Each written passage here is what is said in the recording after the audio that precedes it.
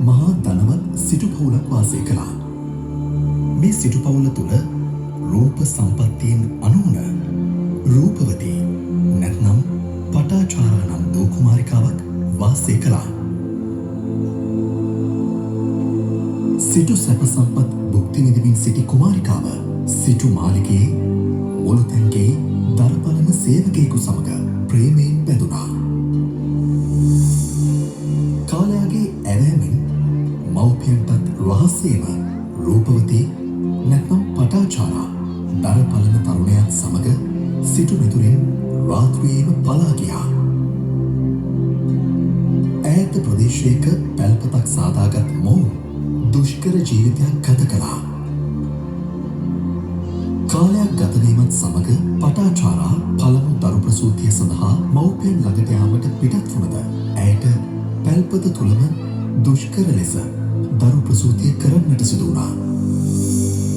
කාලයාගේ ඇවෑමෙන් දෙවන වතාවෙහිද දෙවන දරු ප්‍රසූතිය සඳහා සැවැත් නුවර තම මව්පියන් කරා යෑමට අදහස් කරමින් ස්වාමියාත් දරුවාත් සමග ඇය සැවැත් නුවරට යාමට පිටත් වුණා.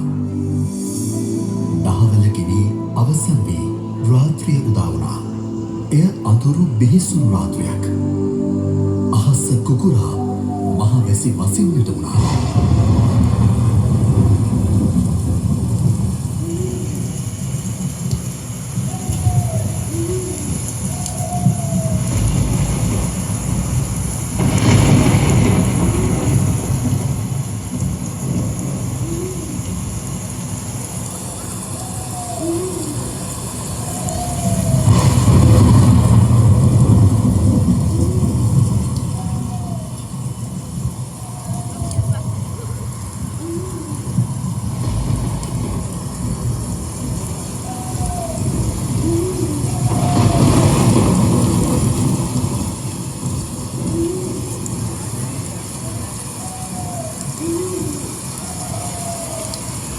රූපවතී නැත්නම් පටාචාරා ප්‍රසූත වේදනාවෙන් සිටින විට ස්වාමියා ඇයට ආහාරයක් ගැනීම සඳහා ලේබුණු රැගෙන ඒමට මහා වනයට ඇතුළු වුණා.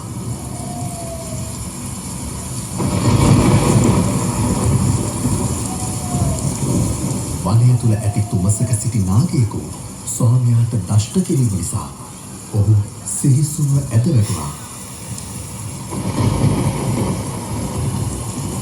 අනෝරා වැස්සෙහිම දෙවන දරුවා බිහි කළ පටාචාරාව පසුවදා උදෑසන ඇගේ ප්‍රාණය වැනි මියගිය ස්වාමියාගේ දේහය දැක හඩා වැටෙන්නට පටන් ගත්තා. සිදුවී ඇති දෙය අවබෝධ වුණා. පටාචාරාව හඬමින් දරුවන් දෙදෙනාට රැගෙන සැවැත් නුවරට යාමට පිටත් වී අචිරවතී නදිය අසලට පැමිණියා.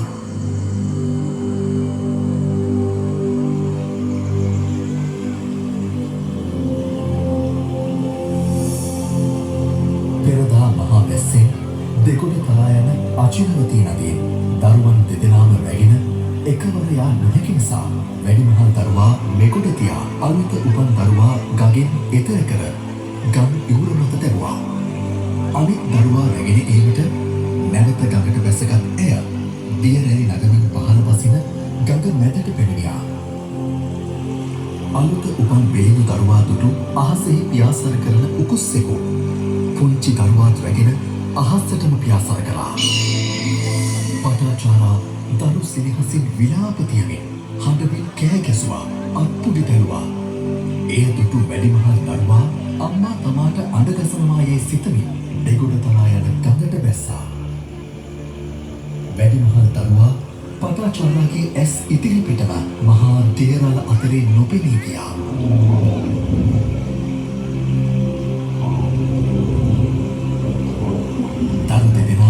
ස්වාමියාත් අහිමිව උමතු වූ පටාචාරා හඬමින් සැවැත් නුවර දෙසට දිව ගියා.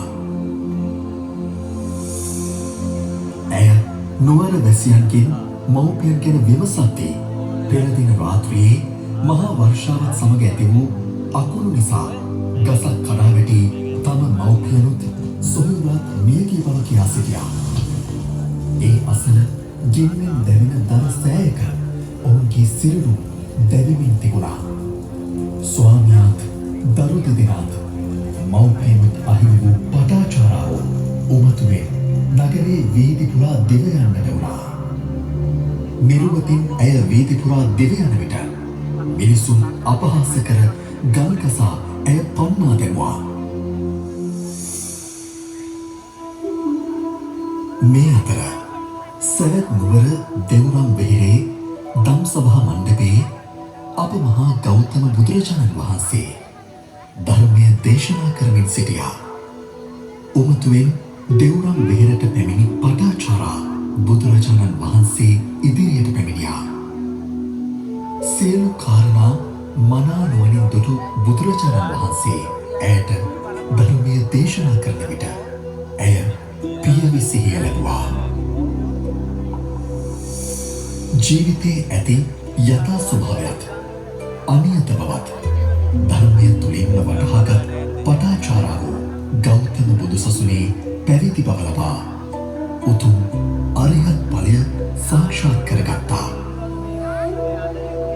එමෙන්ම ගෞතම බුදුසසුනේ විනයධර භික්ෂුණීන් වහන්සේලා අතර අගතනතුරු ලබන්නත් පටාචාරා රහත් මෙහෙණින් වහන්සේ භාග්‍යවන්ත වුණා.